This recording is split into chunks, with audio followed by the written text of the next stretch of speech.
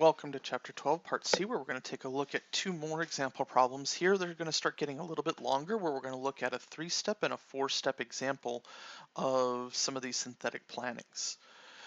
Here what we have then is we're going to start with an alcohol here. We've got our sort of base structure here, and you're going to notice we've got sort of two different changes here, that we are removing the OH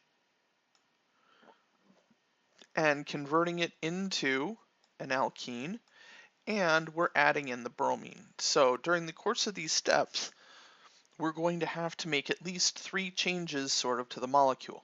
So we got to kind of keep that in mind when we do our synthetic plannings here. So let's go ahead and clear out some of this so we can see what's going on. But let's take a look at what we have. So first of all, one of the things we notice here is that if I'm starting as my sort of retrosynthetic planning, oops, I don't want to do this yet, I want to do it this way.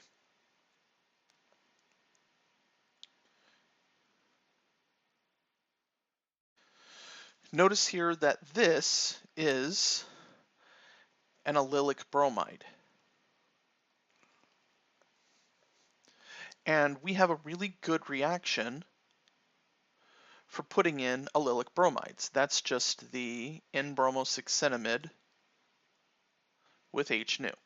So the first of these steps, or the last if you're going forward, so the first retrosynthetic step, or the last of the synthesis steps, is pretty straightforward in that we can just go through and do this allylic bromination. So that makes that one pretty easy. Okay, but now one of the things that you can notice here is that we need to convert this, turn around and get this, an alkene, and we have an alcohol. Well, okay, so here's the thing, is that if you do this synthetic planning, we can turn around and say, well, I've got an OH, and I can have my compound here.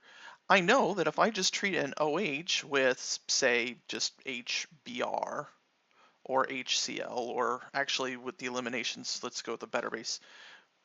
So instead of HBr, let's do it with, because those are nucleophiles, let's try.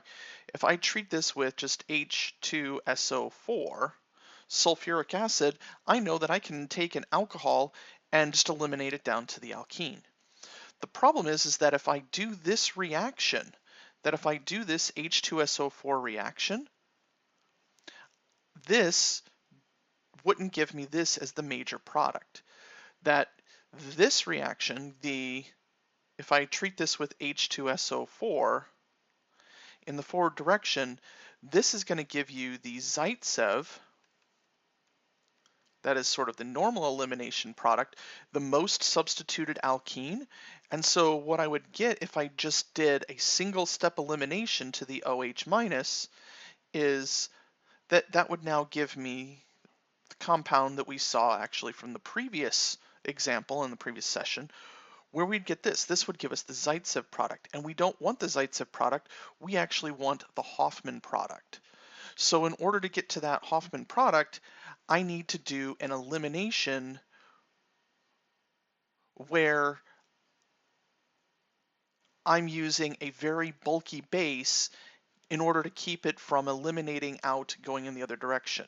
So I can't just take this straight to the alcohol, I need to have another step in place. So now that we know that we can't undergo this transformation directly, we need to no longer have this as an alcohol, but we need to have this as a leaving group. So this now needs to be some kind of a leaving group, and I have to use a bulky base in order to undergo that transformation. And now we can turn around and then we have any number of ways, and since we're don't have any stereochemistry information to preserve. 2, we're going to the alkene, and our alkene stereochemistry is going to be determined based upon the fact that we're using a bulky base to do our elimination. We can choose any of our bulky base, our functional group ways to functionalize alcohols and turn them into where we can pick and choose any of our, I don't know that I would wouldn't suggest using the HX because that's going to end up going into the cationic route and shifting these over, but any of the PBr3s, SOCl2s, MSCl, or TSCl, any of these functionalizations that will either retain stereochemistry or will undergo an SN2 stereochemistry where we won't have a shift. Remember that if we do this,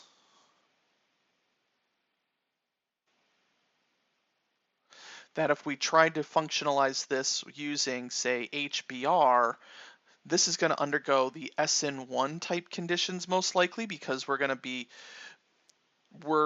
looking at some slightly, you're going to at least have a significant amount of SN1 under these reaction conditions because we're going to be protonating the alcohol. It's going to be susceptible to leaving. We've got a secondary group right next to a tertiary where during the course of this reaction mechanism, we're most likely going to get the tertiary bromide because of that 1,2 hydride shift. So that's one of the things you want to keep in mind is that this reaction of functionalizing to form the bromide, probably not what we want because we want to keep the alcohol where it is.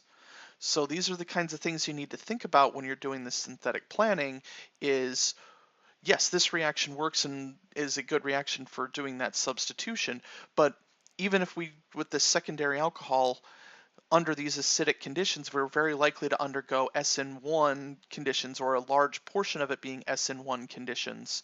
And therefore, we're going to start seeing a significant portion of this tertiary, which we don't want. So any of these reaction conditions will suffice for the final synthetic sequence that we're interested in. So then our synthesis then, we can, starting from our starting material, then we can look at OH minus. I believe I previously, on the previous session, I used a PBr3 as a functionalization and a tosylation. So let's go ahead and do we'll do the SOCl2 with pyridine.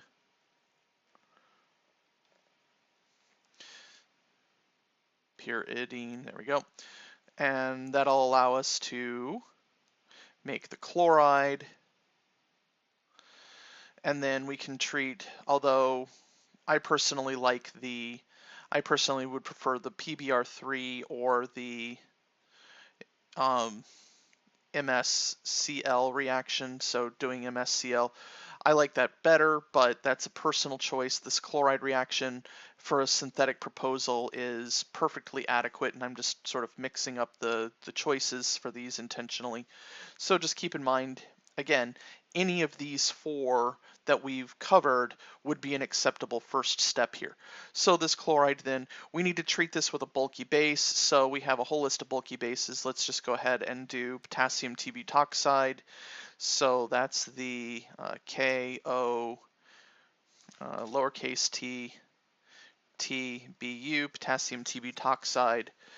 To then go through, that will give us the Hoffman. Again, we're looking here to now get the Hoffman product, that is our less substituted alkene, and then finally NBS HNU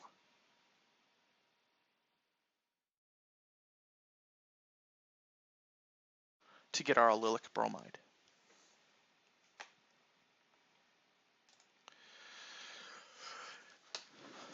Four-step example here. Hopefully, especially after that third step, you were taking a chance to see what you can do. Go ahead and see if you can come up with a series of reaction steps to put this one together.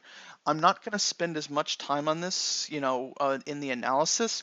I'm going to kind of jump to the end, just, well, for time's sake, but also hopefully because you've seen all of the tricks that we would use here for this reaction. So go ahead, give it a go, play around with some of the pieces and parts, and see if you can come up with what we need. All right, oops, here we go. So we have here for our retrosynthesis, we've got our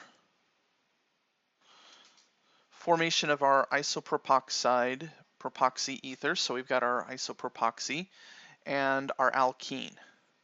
Now we've got these carbons here in place, so one of the things is we probably can go ahead and take this by sort of an SN2 reaction with a potassium isopropoxide or sodium isopropoxide, probably a nice little basic compound here to go through and do that as our nucleophile so that we can come to here with some kind of a leaving group and our alkene here in place. We're going to come back to this leaving group in just a minute. So now with that leaving group in place, we got to think about how we put this leaving group here, because if you notice here, there's no functionalization here. So we're having to basically add a leaving group to an sp3 carbon. So since we have no group here, no functional group here, essentially we're going to be adding it to an alkane or an alkene. And if you notice, this is once again back to this allylic carbon here. So we have a way of adding, instead of a leaving group, we have a way of adding a bromine onto an allylic carbon from an alkene.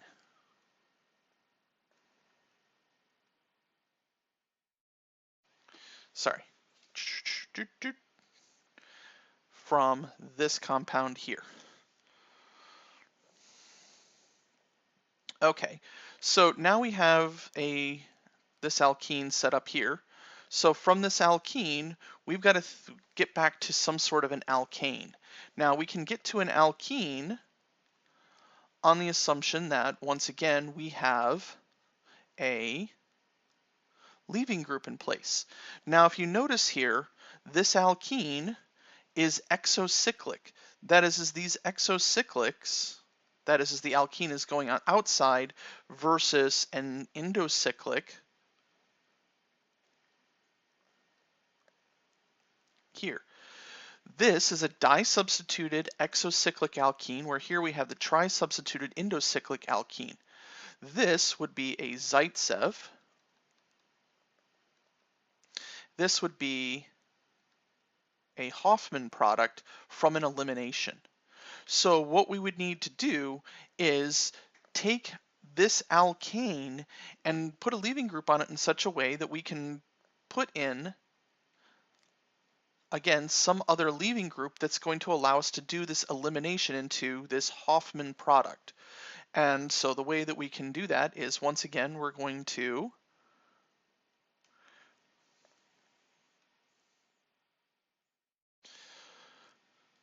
do this, where if we need the Hoffman product, again, we need this sort of bulky base to give us this exocyclic product rather than the endocyclic trisubstituted Zaitsev preferred lower energy alkene. So if we can get to here, we can do this with this bromine, and we have a way of it. And the reason I mention this as the bromine rather than some other leaving group is that we have to functionalize this here. And so once again, we notice that we have a tertiary carbon here. So here we've got this tertiary alkane, and we have a good way of, so moving on to the next line, we can now put a bromine selectively on a tertiary using our standard Br2 HNu reaction to get to here. So that's one of these cases. Now you can start seeing how you start chaining some of these things together. That in this case, we're actually having to do 2 steps of bromination. The first one, we have to put a bromination to functionalize our tertiary carbon. We're then going to pick some kind of a bulky base that will allow us to get the Hoffman product for our exocyclic alkene. Once we've done this exocyclic alkene, we can do an NBS bromination, which will then put our bromine on our allylic carbon. And then finally, we can do our SN2 reaction to substitute that out. And if we turn around and clean this up, and we can redraw this as a synthetic proposal. And so writing out our synthetic proposal then, rather than the retrosynthetic analysis, means that we can turn around and just take our alkene. We're going to hit this with Br2H nu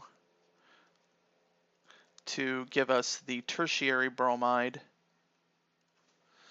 We're then going to treat this, we can use a bulky base, so we're going to use the diisopropylamine. So IPR2NH.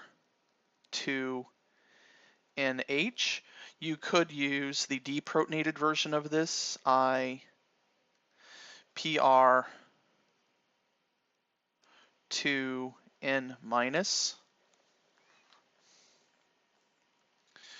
By the way, this compound is sometimes referred to as LDA because the common salt that's used with this is lithium. This is lithium diisopropyl amide. So the negative version of this versus the neutral version of this, but either one would work. Just if you ever see this, that's what they're talking about here. Then after that, that bulky base is going to give us this. We're going to hit it with NBS over H nu as an initiator. Not my favorite initiator for those, but it works if you've got it. That will then functionalize the Br down here, and then we can go through and do our final synthetic step of O minus, take your pick, sodium as our counterion if you want, and then